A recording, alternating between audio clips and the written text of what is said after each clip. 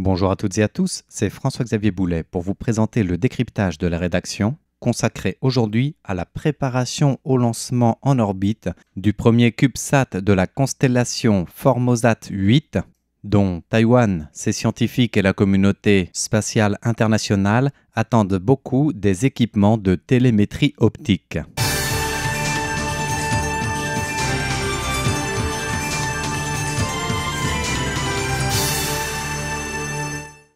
Le tout premier CubeSat de cette constellation, le Formosat 8, est baptisé Chibolin, en hommage au célèbre réalisateur taïwanais décédé en 2017 et qui avait tourné le fameux documentaire Taiwan from Above, donc filmé Taïwan depuis le ciel. On se souvient du reste que ce documentaire, avec ses vues aériennes de l'île de Taïwan, avait permis de découvrir certes les charmes de l'île sous un nouvel angle, mais aussi et surtout de sensibiliser aux questions environnementales en mettant le doigt sur des pollutions liées aux activités humaines. Alors revenons-en plus précisément à ce satellite Formosat 8, dont le premier CubeSat, entièrement conçu et fabriqué par Taïwan où il a été monté et testé jusqu'au mois dernier avant d'être acheminé aux États-Unis, peut être présenté comme le satellite des premiers pour Taïwan. Le premier en cela que plus de 84% des composants clés du satellite ont été conçus, développés et entièrement produits par Taïwan, ce qui démontre les atouts de la recherche spatiale initiée depuis une dizaine d'années et qui pose un nouveau jalon pour une chaîne d'approvisionnement spatiale taïwanaise complète. C'est aussi le premier de cette nouvelle constellation donc, la future constellation composée de 8 satellites d'observation optique dont les caractéristiques et techniques sont aussi nouvelles. Il s'agit bien sûr FS-8A d'un satellite cubique, nous le disions, plus précisément de 1,2 sur 1,4 sur 1,6 mètres et qui pèse l'équivalent de 400 kg en incluant le poids de charge du carburant. Ce satellite est équipé de panneaux solaires qui peuvent s'étendre sur 3,30 mètres environ une fois qu'ils seront déployés lorsque le satellite aura atteint son orbite à quelques 560 km de la surface de la Terre environ.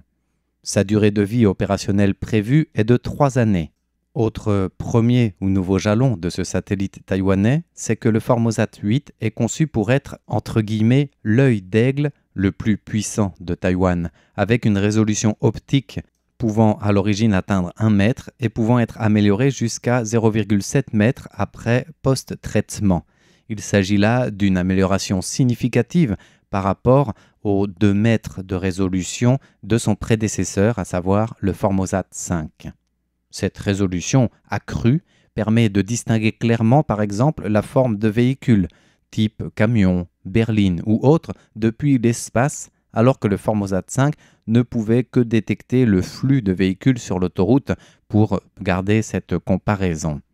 Les futurs satellites de la constellation qui compléteront ce premier satellite du Formosat 7 seront encore dotés d'une meilleure résolution jusqu'à 0,5 mètres, soit 4 fois plus puissant que le Formosat 5. Mais en plus de la télédétection optique, le satellite F7-8A est aussi équipé d'une sonde de densité et d'électrons thermiques, ainsi que d'un imageur à double bande pour les transitoires atmosphériques, et ça, c'est l'œuvre de l'Université nationale Cheung Kong. Tous ces instruments sont destinés à étudier, au niveau de la recherche scientifique et académique, les flashs des rayons gamma et l'activité ionosphérique. À noter aussi que le collimateur du Formosat 8 se veut plus fort et plus précis que son prédécesseur Formosat 5 qui péchait justement par des problèmes de flou ou de mise au point lors de son lancement en 2017. Un système de recalibrage est prévu tous les 6 mois ou après une catastrophe type tremblement de terre qui pourrait nuire justement à la qualité de mise au point et de résolution optique du nouveau satellite. Et là aussi, justement, le point thermique peut permettre un ajustement en orbite en cas de léger flou de manière presque automatique et donc autonome dans l'évolution du travail de ce Formosat 8. Et cette semaine, on s'active pour la préparation du lancement de ce Formosat 8 depuis la base aérienne américaine de Vandenberg en Californie où il a été acheminé le mois dernier et où il doit prendre place à bord d'une fusée de SpaceX Falcon 9. Et c'est plus précisément dans le cadre de la mission de covoiturage spatial Transporteur 15 que le satellite taïwanais sera mis en orbite. Pour l'agence spatiale taïwanaise, l'enjeu est de taille avec la mise en orbite du Formosat 8 qu'elle présente comme premier jalon du plan national de développement spatial de la 3e phase du programme décennal, initié sous l'administration de Tsai Ing-wen et reconduit sous celle de Lai Ching-te actuellement au pouvoir. L'innovation technique qu'il doit apporter dépasse le saut de résolution dont on parlait à l'instant,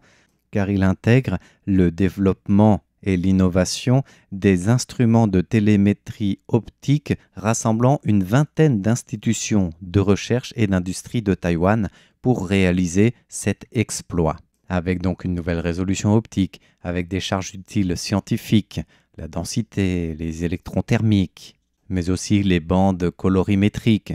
et autres instruments de haute précision pour répondre à sa mission. Car le Formosat 8 doit former un réseau rapproché d'observation de la Terre. Les données satellitaires sont utilisées pour l'aménagement du territoire, la surveillance agricole, la réponse aux catastrophes, la protection de l'environnement et aussi l'observation et la surveillance des déploiements en cas de mouvement militaire par exemple. Donc un rôle clé dans la sécurité nationale, même si sa mission première est bien celle de l'observation météorologique, de la gestion des catastrophes grâce à sa haute résolution qui doit aider les gouvernements à observer précisément les éventuels dommages dans une zone sinistrée pour appuyer l'élaboration des stratégies de sauvetage précises et efficaces. En matière d'agriculture et de sciences, ce satellite est doté des charges utiles qui peuvent permettre une meilleure observation de l'évolution des terrains, mais aussi potentiellement identifier différentes variétés de cultures, qu'elles soient sauvages ou arables. Enfin, autre avancée majeure dans cette mission d'observation, c'est le temps de récurrence qui est largement amélioré, et c'est un enjeu majeur, car cela signifie que la capacité de revisite, c'est-à-dire le temps nécessaire pour que le satellite puisse repasser au-dessus du même lieu,